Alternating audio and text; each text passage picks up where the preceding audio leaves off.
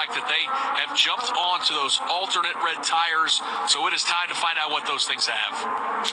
So, as Nick told you, Herta, Award, Rossi, Ericsson, Kirk won the top 5. Yuri Vips continues top 10. He was in the top 5 in that test session yesterday. Then Rahal, Dixon, VK, and Pillow, Power, Malukas, McLaughlin, Ferrucci, and Grosjean. Rosenquist, Newgarden, Armstrong, Peterson, Eilert. Lundgaard is 21st. Di Francesco's 22nd. Hunter Ray 23rd. Blomqvist 24th. Canapino 25th. Elio Castroneves is 26th. And Stingray Robb 27th.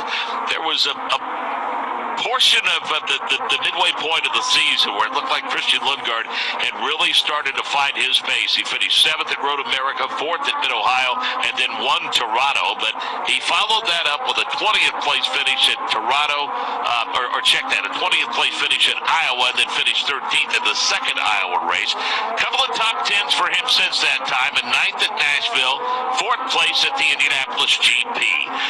So it's been kind of an up and down season for him, but the second half of the season for that organization as a whole has been rock solid. And our Ryan Marine earlier today caught up with Christian Lundgaard. Christian Lundgaard getting ready to close out the NTT Indycar Series season here at WeatherTech Raceway, Laguna Seca. You were on track yesterday, and it looked like a pretty good day for the Rahal team with all 3 cars in the top 11. What allowed you to roll out with such good pace across the board yesterday? I think all road courses we've just been fast this season, and I think we proved it yesterday.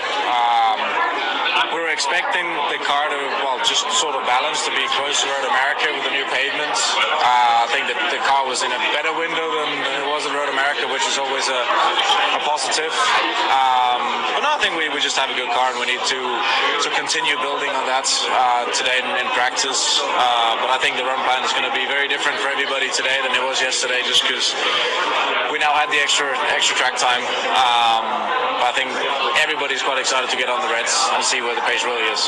How similar is this repaved surface to the new pavement at Road America? Are there some similarities? Yeah, I'd say the biggest similarity is that as soon as you get offline, there's no grip, and I know that's why a lot of people made mistakes yesterday. Luckily, I wasn't really in one of those, but I know that a lot of people just made mistakes because the car's the track is super slippery off track, and also we know Laguna is known for all the dirt and dust on the track, and it makes a huge difference. From a driver's perspective, is it more fun to drive on this new fast surface than the high-deck surface last year? I think so. I think everybody's more excited now, also because it's been coming for such a long time. Having breakfast this morning with some other drivers, just having the conversation of it's going to be a pretty boring race now because the track is so fast you can't really overtake. You see yesterday I did my fastest lap at a time was a 67.8, and on lap 36 of the tires we were still doing 68.9. So high deck is going to be extremely low, which is why I'm quite excited to see what the Reds do if they all hang on. So I wouldn't be surprised if at least one of our cars does a long run in practice, and I'm pretty sure a lot of people will do long runs on the Reds today just to see how they hang on. That said, given the potential difficulty in overtaking, do you put extra emphasis on qualifying this weekend? I'll say so. I think that the car definitely needs to be in a good window for the Reds, especially because we only have one set before qualifying, so it's a one shot to get the car in the window, which is going to be extremely tough. All right, good luck this weekend. Thank you. Agustin Canapino, the latest, to need some help getting back out onto the course, Nick Yeoman. Yeah, that's a more familiar incident that we're used to seeing here at Laguna Seca. Fast left-hander of turn number 6. He got a little crossed up with the steering wheel at the entrance and did a 180 into the dirt, kicked up a cloud of smoke. You couldn't see anything off track and offline, but the good news is that Pay.com Chevrolet for Juncos Hollinger did not hit the tire barrier. The AMR Indycar safety crew has retrieved that car. They're now pulling it back onto the straightaway, or I guess you could call it a straightaway. It's a bend to the left that'll go uphill approaching the corkscrew. So all told, I would say Agustin Canapino, the rookie from Argentina, got away with one down there in turn number 6. And Ryan Marine, you say that the frustration level is noticeable from those that were hoping to get a lengthy run, or at least a good measure of how their alternates were going to perform on this newly paved race course. Yeah, that's right. Just standing down here when the the red was announced down pit road, I did see a few crew members react because they know that valuable time is being wasted here while this cleanup takes place, this recovery takes place. It's going to put everyone on the back foot a little bit as they approach qualifying with this big unknown, which is, of course, once again, those red tires here on this new track surface.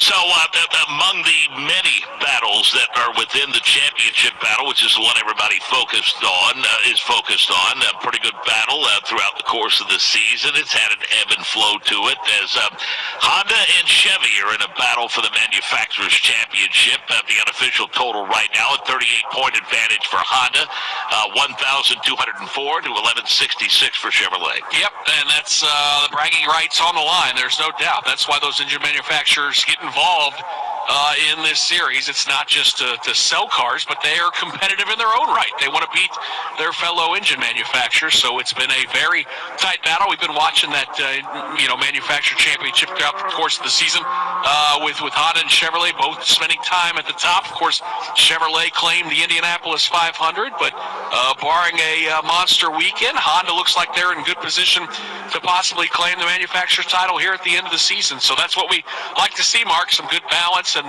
there's been some strong competition between both Chevrolet and Honda this year. And we talked about the commitment to Firestone. They award monetary prizes to the top 3 entries with the most cumulative Firestone Pit Stop Performance Award points for the season.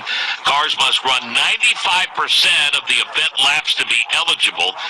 They get Performance Award points for any particular event. Points will be awarded after each race based upon shortest average time in pit lane during each race where all tires are changed, and they mirror the race points. And right now, Will Power leads the way, his team, with 488, 465 for the Wolfpack, and Scott Dixon. And also Scott McLaughlin's team is in the top 3 with 446 points. That's a pretty tight race as well. Yeah, it looks like Pato Awards, Arrow McLaren team's in the mix there. Christian Lundgaard's had some good pit stops this year as well for Joseph Newgarden and Team Penske. So always good to see some extra awards, some money thrown around to those teams based on their performance, Mark.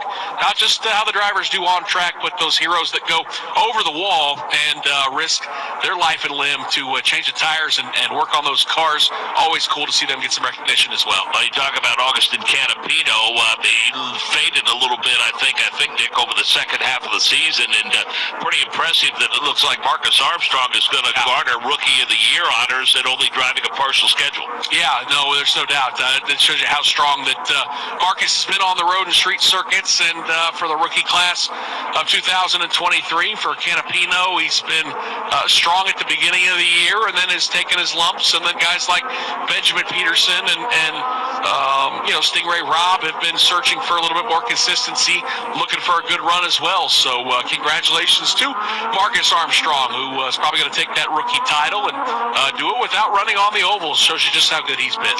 Yeah, going to be anxious to see how quickly he takes to the ovals. And I still go back to it, and I probably belabor the point, but for whatever the reason, we have seen drivers come like Takuma Sato, a discipline that's totally unfamiliar to them, and Iowa, of all places, became one of his favorite places right away. Well, we know with Marcus Armstrong, his fellow countryman Scott Dixon, he was a fan of him growing up, so he wants to mirror Scott and some of the many oval victories that he's picked up in his storied career, so a good one to learn from as they move forward. Alex Below is no slouch on the ovals either. I think he would say his strength has been on the road and street circuits, but when you're driving for Chip Ganassi, the ovals are going to be strong, so we'll see what Marcus Armstrong gets to do when he gets an opportunity to drive on those ovals. And Mark, we've got another car.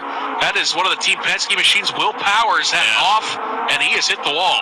Yeah, and it looks like that rear wing assembly is crooked, and it looks like also the left rear is flat on that car, and that is going to be a rather lengthy, precarious drive for Will Power. As a matter of fact, he's lipped that car up the hill, and the red flag is going to come out, and given where he is on the course, Nick, that just might checker this session. Yeah, that was the right-hander of turn 4. That's where Roman Grosjean had his accident, and I think that left rear tire is more than just flat. I think he bent the wheel. I mean, it's off the rim. Yeah, it's off the rim. So that tells us that the rear end of that car got off the racetrack, and that's where he hit the wall. Oh, yeah, you can look at the rear attenuator and the light. I mean, it's all askew, and the rear wing is bent as well. So the back end of Will Power's car against the tire barrier, and now he limped it and has come to a stop in between turns 5 and 6. As this has been, quite frankly, Mark, a very, very messy last 30 to 40 minutes here. Okay, well,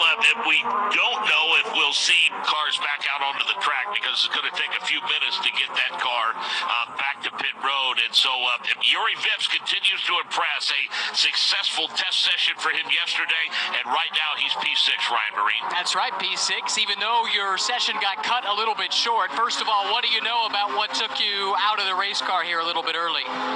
It was just precautionary from the engine side. You know, the engineers saw something on the data that they didn't like, and it was just a precautionary measure. So they're checking the car now. I'm still don't know, but fingers crossed that, you know, we don't need the engine change. But, you know, from the car, I didn't feel anything. You know, there was just more of a precautionary measure. But, sure. Had you had a chance, I know you had just gone to the Reds, did you have a chance to gauge them at all before you had to come to a stop?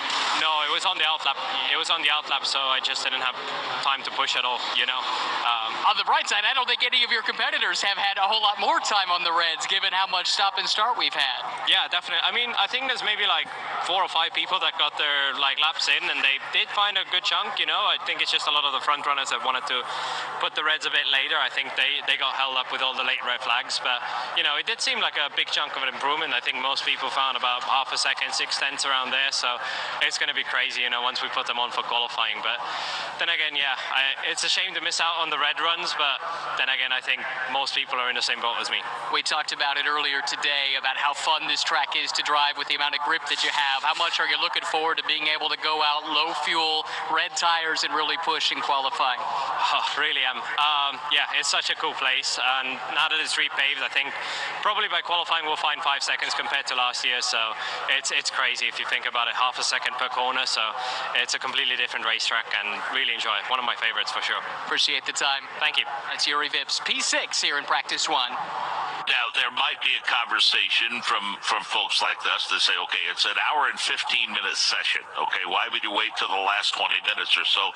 I would speculate that one of the reasons why you do that, obviously you go into a practice with a plan, but let's face it, if you're going to find out what the grip level's like, you're probably going to want to do that after a lot of laps that's in turn and the grip is at its maximum. That's right.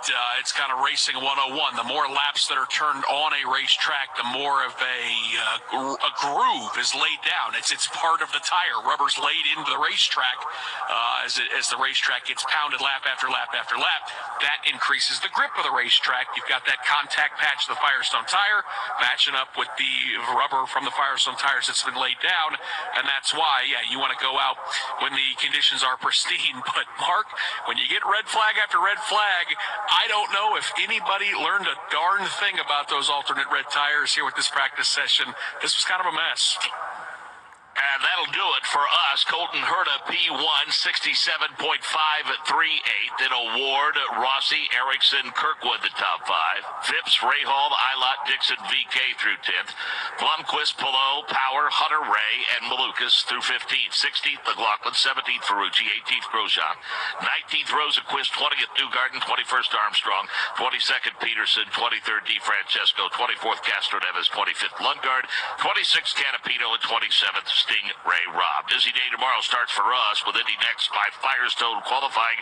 Join us at 9:05 local time, 12:05 Eastern, and then the final IndyCar practice session comes your way 10 o'clock local time, 1 o'clock Eastern. We'll have Indy next race number 1 for you tomorrow, along with IndyCar qualifying, knockout qualifying, and the Firestone Fast 6. For all of us, so long for now.